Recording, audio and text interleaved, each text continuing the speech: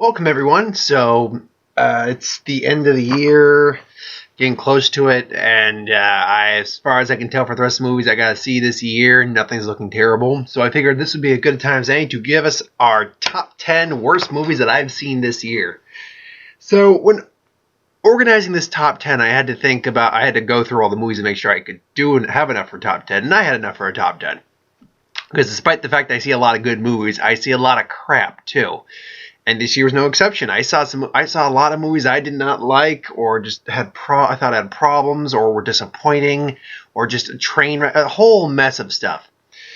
So I ordered this basically for how much I enjoyed it, to the quality of the film itself, to a lot of different things went into it. So let's just get started. So in my number 10 slot, I have Terminator Genisys. Now, Terminator Genisys was a movie that I guess you could say I was looking forward to, but it wasn't like one of my amazings, like, oh yeah, my top 10 of this year. I'm like, if I were to label it my top 10 of this year, would have popped in there real quick. Of movies I was looking forward to seeing. Fantastic Four, all know how that turns out. You can watch my review for that. Avengers was one. Star Wars, Ant-Man, Ted 2, Jurassic World. That's 7 right there. I'm sure I could think of a few more that I was actually looking forward to. So I don't know if it was even my top 10, but I thought it was at least going to be fun. And the movie's on this number 10 for a reason. It's the best of the worst, in my opinion. It has things that are redeemable about it. Arnold was great. Arnold was still fabulous, and at the first third of the movie was pretty good. But then it just gets so convoluted in the in-jokes and the acting and the character interactions from these characters. I didn't like our two main leads in terms of Sarah Connor and Jai Courtney. Or Kyle Reese, but Jai Courtney. I didn't like those two very much. Arnold honestly wasn't in there enough. Then what the twist ending, you see it coming, like, they're saying they're making a new trilogy. There was just so much convoluted, just so much that could have gone right with this movie that didn't happen. And it's just annoying that it just happened the way it did. Because me and Mark get out of this, and we're just like, well, that was a disappointment. So the movie's not without things to like. The first third of the movie is, I actually think, pretty solid. If you had extended that entire third into the first movie, that might have worked better. But, for what it is, it makes my number 10. So number 9.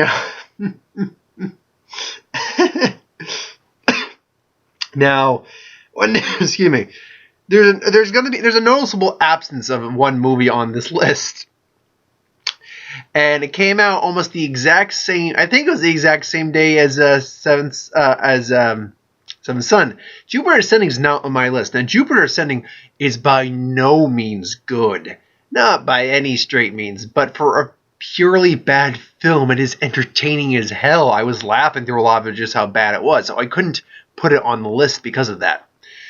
What I did put on the list, though, was Seventh Son. Now, Seventh Son, again, this falls into the category of, it's not technically good, but I got entertainment out of it. Some of the effects were really good in it. I like Jeff Bridges. He was fun. But and Julianne Moore wasn't a bad actor, or a bad character or bad performance.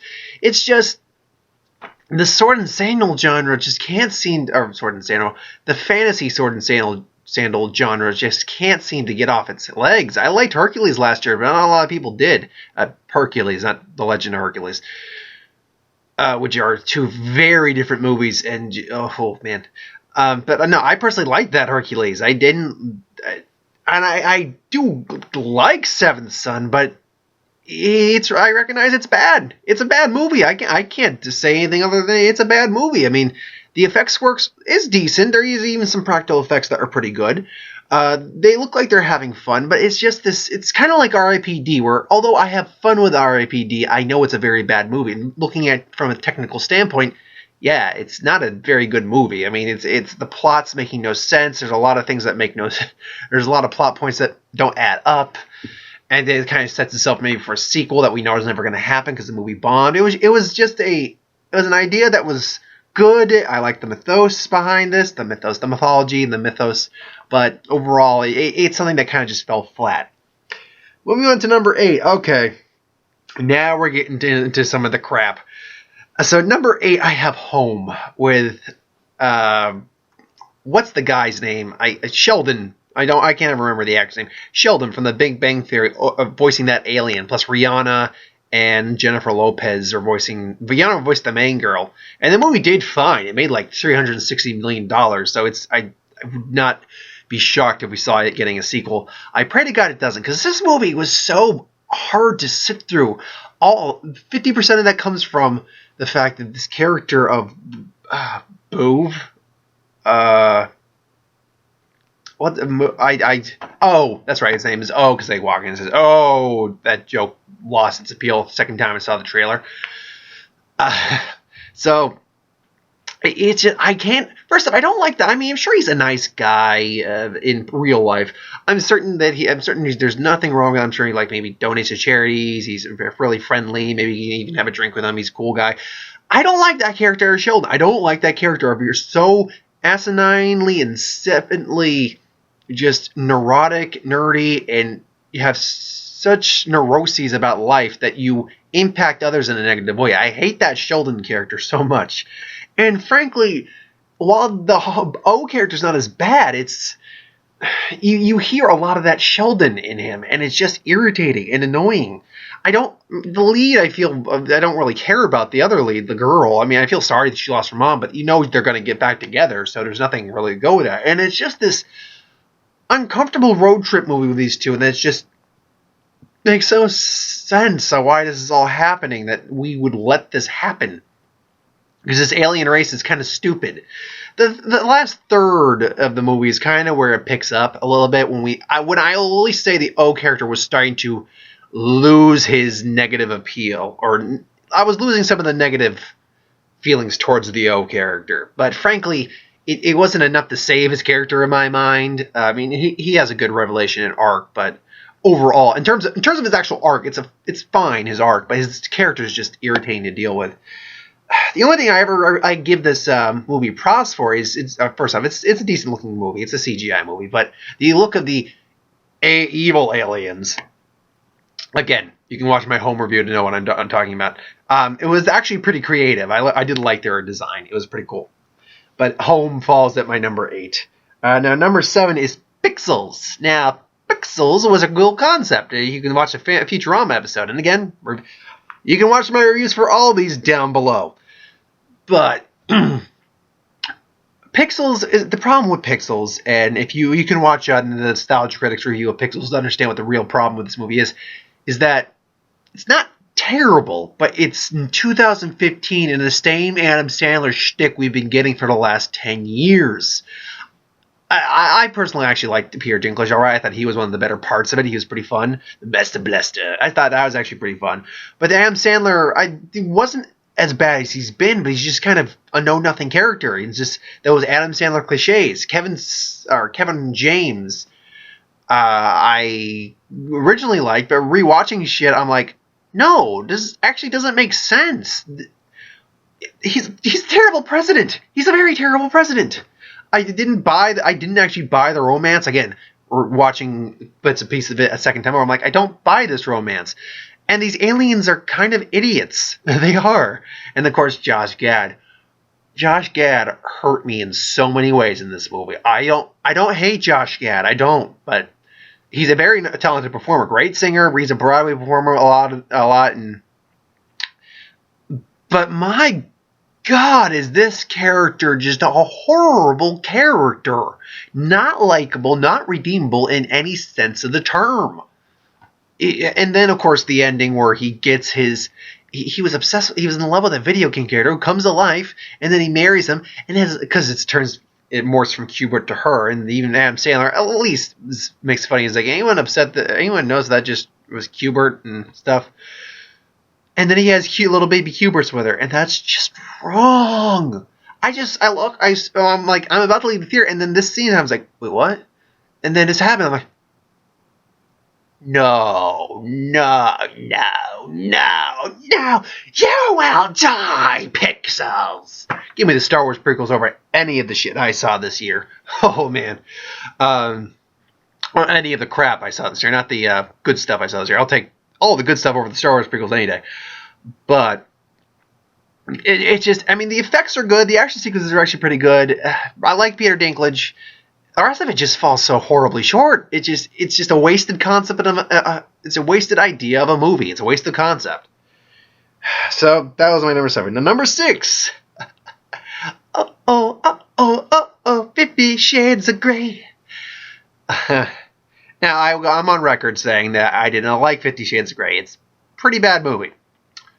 It had some cool things that I actually was surprised that I enjoyed. I, again, actually enjoyed the character of Anastasia Steele. Again, a horrible porn star name, but I enjoyed her character to a degree. They were able to bring this kind of know-nothing character from a book based off Twilight fan fiction and give her an identifying personality. She's uncertain, but she's adventurous. She likes to explore, but she has her limits. She's actually got a quirky sense of humor about these situations. So she's actually quite actually the most likable character in the movie. She is. And then we get, not Dorian, Christian Grey. My God, is that guy one of the most creepy, unlikable characters I've seen this year.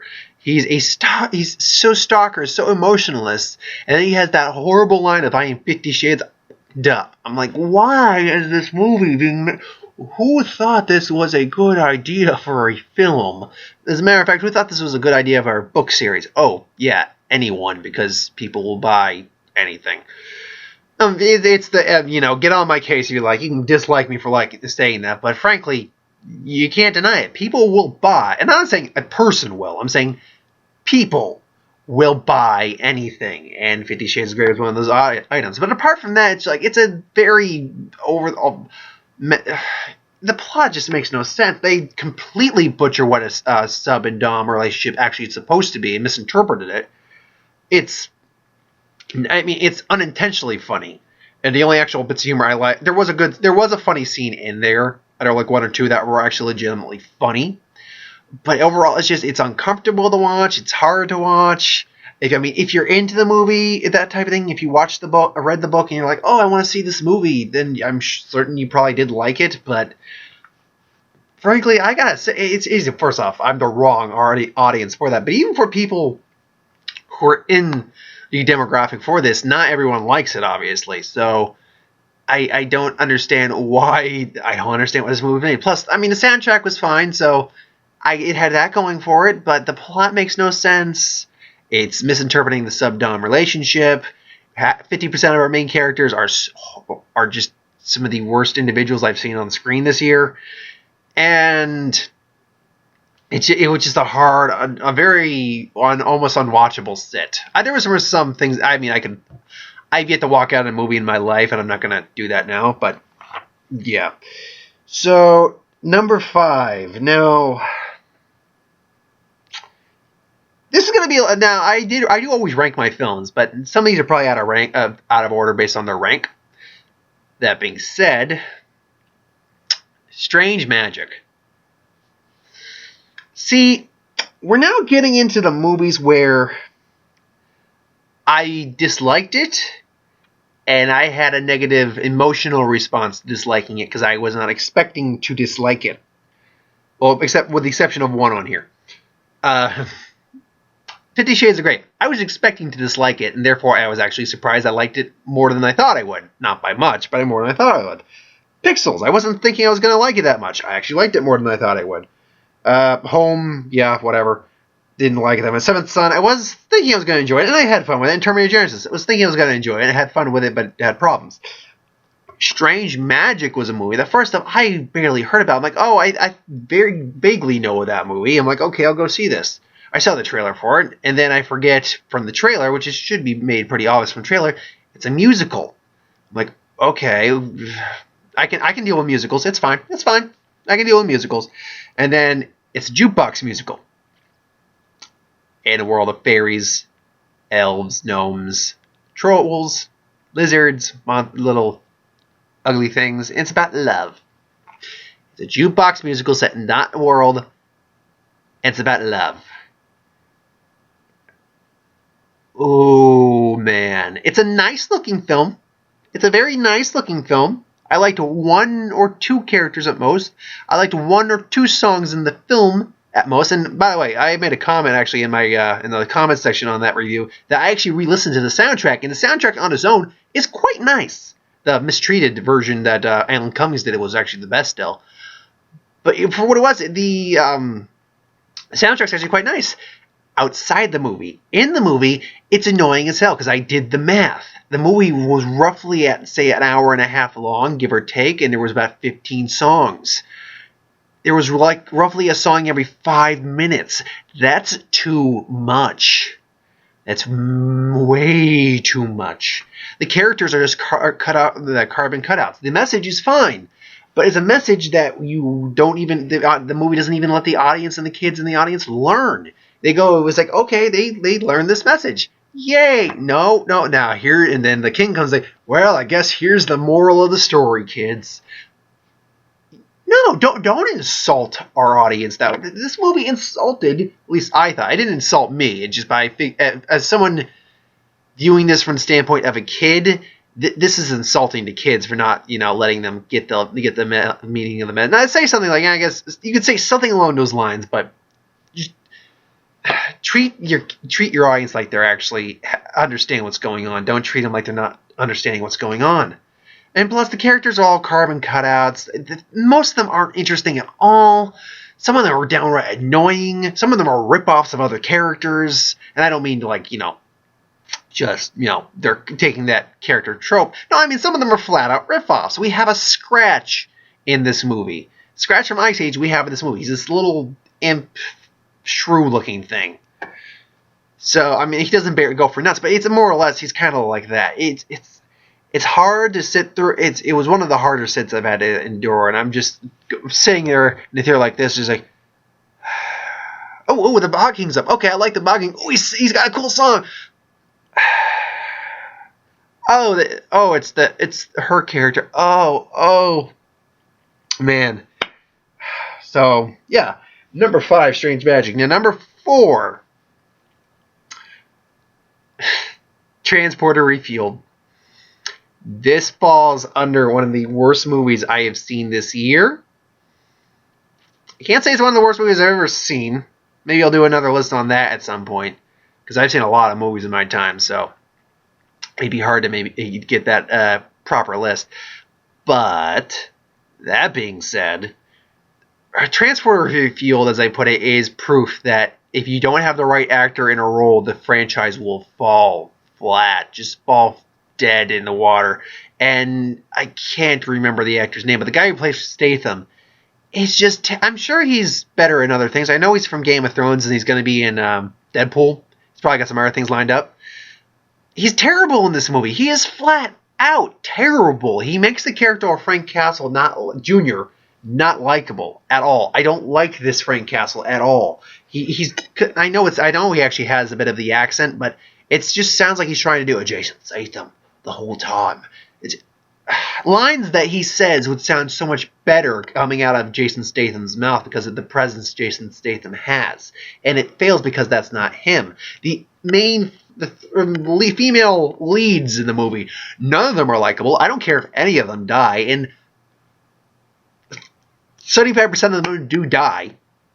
I might be spoiling a little bit, but, the movie's been out for a couple months if you haven't seen it yet.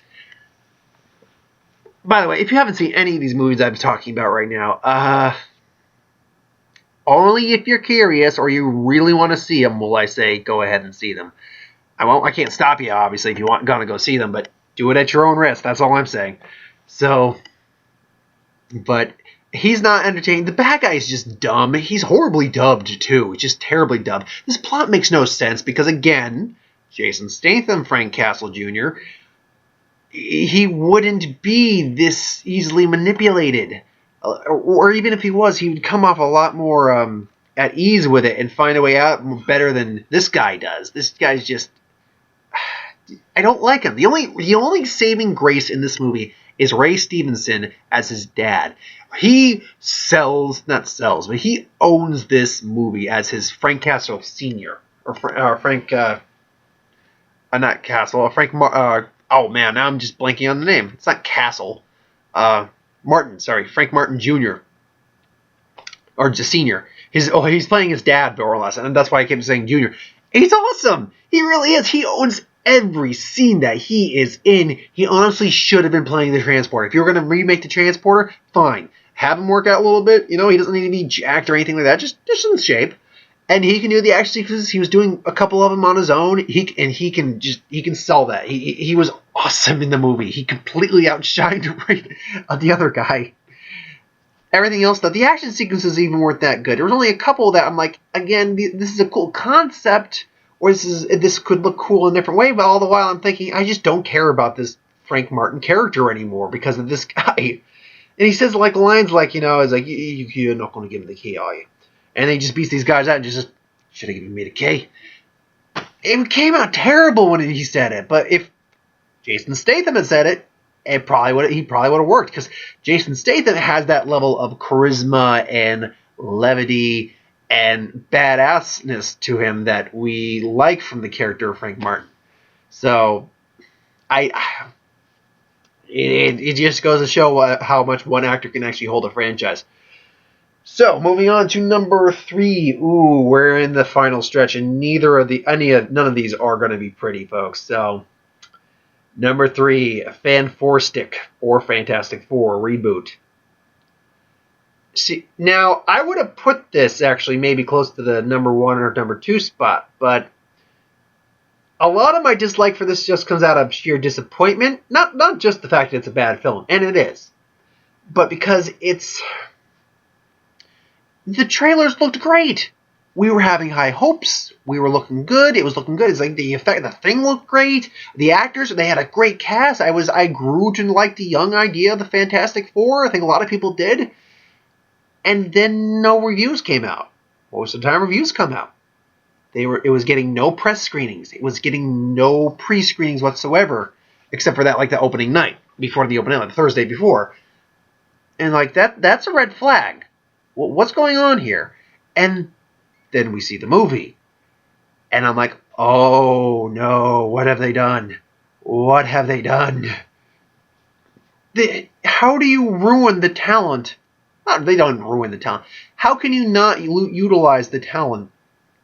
Someone like Miles Teller, Michael B. Jordan, Rooney Mara, Toby Kebbell. How do you mess this up? How do you do that? And from what I understand, there's a lot of issues with the movie, not just from Josh Trank's standpoint, because this apparently is not the movie that Josh Trank did. Fox got its hands involved and just messed it up. That's the rumor anyway. That's what he said. Now, we'll never know for certain probably, but I'm inclined to believe that it might be possible, because apparently other people have had dealings with Fox or something along those lines have happened. And Fox, all I gotta say is, you have no idea how to handle a franchise like the Fantastic Four. You can do X-Men great. I don't think there's the only bad X-Men movie you could really say is X-Men's Origins Wolverine, and even then, that's more just kind of bad in the sense that it's not good, but you can have fun with it. I can't have fun with this Fantastic Four. I can have fun, at least, with the other two Fantastic Fours, even though they are terrible. I can't have fun with this Fantastic Four. I can't. It does some effect that they would try to go serious and dark with it. I can at least give the other two value in terms of they went for camp instead of, seriousness. But at the same time, they messed those up something terribly too. And the first third of the movie's like, it's not great, but it's okay. I'm kind of getting to know these characters, but there's still a lot of inconsistencies. Like Johnny's arm's broken in one scene and not in the other scene. I'm assuming the amount of time passed allowed it to heal, but show the amount of time going on here. And the interactions with them were okay up until then, and then then they have their powers, and they're just wasting their powers, and there's this whole stupid thing with Ben and Reed. Ben's mad at him for banning him. No, he's trying to save you. And then Doom comes back, but he's not Victor Von Doom anymore. He's just Doom, and he's blowing people's heads up in the hall. I'll give him credit. That scene was pretty cool. But then this horrible fight sequence in the other dimension is just, it's terrible. And of course they end with a line, we're a group, what are we going to call ourselves? Like, well, there's 4 of us, I don't know. Well, whatever it is, whatever we is, this whole thing right here, it's fantastic. What was that? What? I said it's fantastic. It's like, hey guys, I got the name. That's terrible. I heard people physically groan in that theater, and I was one of them. Just like, oh, and I heard more than one people groan. Just, oh, terrible, just terrible. Now, and again, the reason it's not in probably the top 1 or 2 spot is because it's more just out of sheer disappointment. I mean, it's not a well-made film, but there's aspects of it that are well-made. There are some points where it's not bad, but it's been chopped together into this horrible mess of a movie. So that was my number 3. Number 2, Vacation. This was a movie now that I watched the trailer. I got a trailer reaction if you ever want to watch that. Once the movie comes out, I don't feel I am amazed that people still watch my trailer reactions after the movies come out. They do. I see people check them out, my trailer reactions still.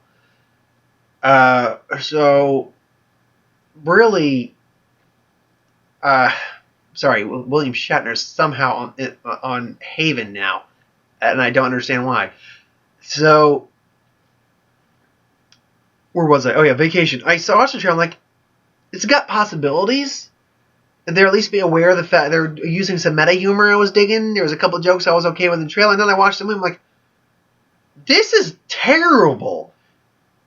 The adult Rusty's a terrible character. I mean, I get, again, the last third of the movie might, no, not even the last third, last 20 minutes of the movie might be the best part when they go see Chevy Chase and they kind of blow up and then they reconcile their differences.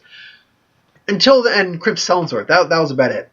Everything else was terrible. The kids were a joke, and I made a mention of this, the little brother needed the crap kicked out of him from the get-go. He was a horrible, psychotic little individual who just needed the crap kicked out of him. And then when he gets his comeuppance from the older brother who he picks on, his older brother's a puss. He doesn't even beat his ass. He just slaps him and just pulls him in. Ed Helms is creepy as hell in this movie. He is not likable as an adult Rusty. He is just creepy as hell. He's got some minor redeemable qualities to him, like just wanting his family to be a family and stuff like that, which we get to near the end. But until then, it's just not likable. And the jokes are painful. Like the whole swimming in raw sewage joke. It was terrible. Just terrible. It was hardly entertaining in the trailer, and it didn't work in this movie in terms of a joke. Other jokes, like the mom trying to relive her college youth, failed miserably. Just miserably. Christina Applegate, God bless her. I like Christina Applegate, but she just didn't work in this. I mean, she was trying, damn it. She was trying, but she wasn't working well. And then we just deal with all these things that aren't funny.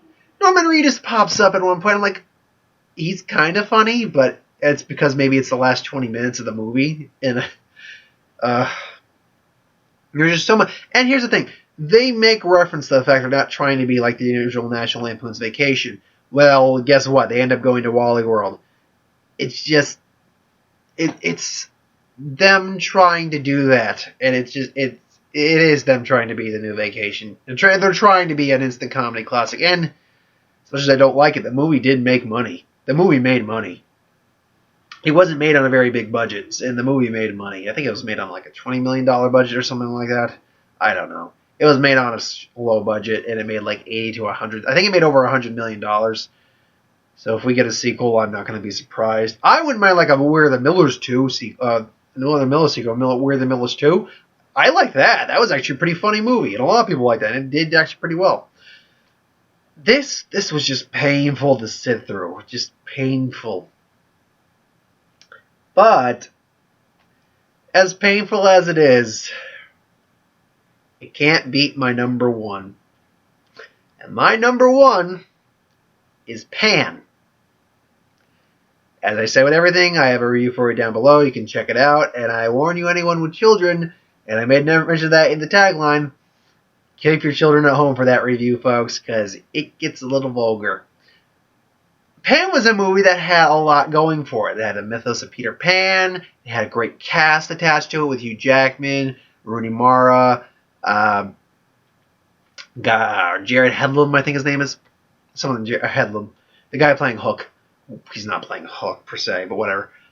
So it looked visually beautiful. We were going to see the origin of Pan. Not that we really needed to, but it was still entertaining. So it really pains me when I go in, and immediately me and Mark are just quickly, because we're the only 3 people in there, plus one other person in the front. We're like, okay. And then we get told, yeah, the family had to bring their kids out midway through. They had to take the kids out of the theater. I was like, what? What the hell are you talking about? It's like, yeah, okay. So we go in there. Immediately we have questions. And the questions don't stop. The questions they're just everywhere. It's like, none of this is making sense. If this is taking place before Peter Pan, why are your ships able to fly? Yes, they were able to fly with fairy dust, and we established that the fairies do exist still in Peter Pan. But you said they're extinct at the end of this. Why? And then he wants the fairy dust, the crystallized fairy dust, to live forever, more or less. And it's like, why? He was scalped at one point, Blackbeard. It's like, they don't explore that at all. He's just scalped. It's like, what? We see them blowing villagers away in puffs of paint smoke. Like, he kills the kid by pushing him off a diving board. No. And he also tried doing that with Peter, too. And he failed because Peter flew. And the other kid didn't fly, so that kid went to his death. We're like, what the flying hell? And they don't explain anything. The kid who plays Peter Pan is not likable at all. At all. He's trying to be this kind of, almost kind of hipsterish. And say, think a happy thought. It's like, no, I don't find you entertaining. I don't. No, stop it. Stop talking. Stop talking. The guy who played Smee was fine. I liked Hugh Jackman's Blackbeard. He was very fun and Errol Flynnish and over the top. He was pretty cool. The guy who played Hook was even kind of fun, too. He was kind of like this combination of Heath Ledger, Indiana Jones, Nathan Drake-ish thing. The problem is he wasn't really playing Hook. So the question is why? Wait, what? No, I like this character more than anyone else, but the adult actors do okay in the movie. It's Peter who's a little snot. And then there's just so much stuff that they just touch on, like the crocodile. The crocodile lives in Mermaid Cove, and the mermaid's light scares the crocodile away. The mermaids all look like Cara Delevingne because they're all played by Cara Delevingne. They don't talk. Just that. There's this fight that's like, what am I looking at going on here in a pixie cave? I don't even understand how they defeat Blackbeard. There's this whole running subplot of him saving kids from the orphanage selling them to the pirates. And the whole wink, wink, nudge, nudge thing was like, hey, this is a story of how friends became enemies and blah, blah, blah, blah, blah. It's like, hey, Hook, you think we'll be friends forever? Of course. What could happen, Pete? We know what happens. Oh, God, were you thinking of making a sequel? Because I hate to tell you, this movie made $124 million, give or take, at the box office. Budget was a minimum of $50 million, not including marketing. Movie takes a third of the cut. So this movie barely made $80 million. That's not good. That's a major bomb. That's Lone Ranger levels. That may even be worse than Lone Ranger. And that being said, they also had to include marketing on Lone Ranger too. So if you had it's maybe similar to the same level. Point being, this movie was horrible. The subplot, there's so many subplots too. Like he's the chosen one. Oh yeah, they did the chosen one crap. They did the chosen one prophecy. I'm like, what? No.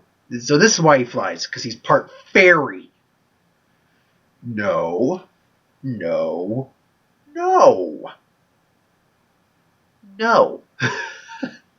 Just no. And this little kid is a fucking idiot too.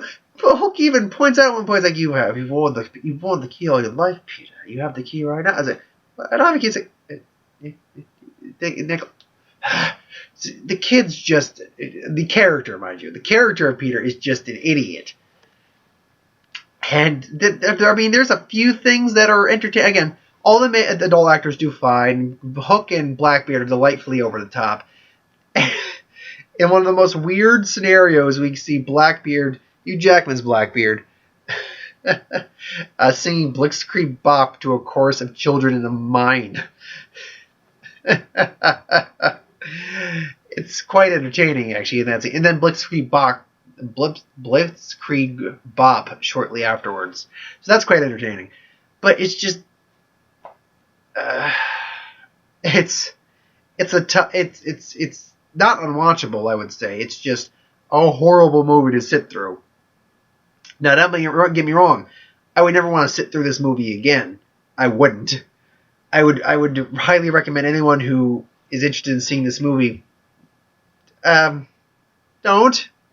But if you're going to, I wish you luck. It's your money you're spending or what you're renting on your Netflix account, which is probably where most people are going to watch this, because video stores are nigh dead now. You can still find a video store now and then, but it's a little difficult. But yeah, Pan is my number 1 worst movie. So again, just to go down a list real quick, I have number 10, Terminator Genisys, number 9, Seventh Son, 8, Home, number 7, Pixels, 6, 50 Shades of Grey, 5, Strange Magic, Transporter Refueled comes in at number 4, final 3 were Fantastic Four, Vacation, and Pan is my worst movie of 2015. So, thanks for watching then. I hope you enjoyed. Like, comment, share, subscribe, and as always, if you want us to review something, put in the comments below. Let us know. We'll get to it at some point. This week will be Into the Hard to See, plus, of course, my usual thing of doing Star Wars videos, 2 vlogs to go over, and a Who Would Win. I haven't decided who the Who Would Win would be yet, but we'll get to that essentially. We'll get to that eventually. So, and of course, whatever movie news and trailer reactions I possibly get to. So, thanks for watching, and I'll see you next time. Good night.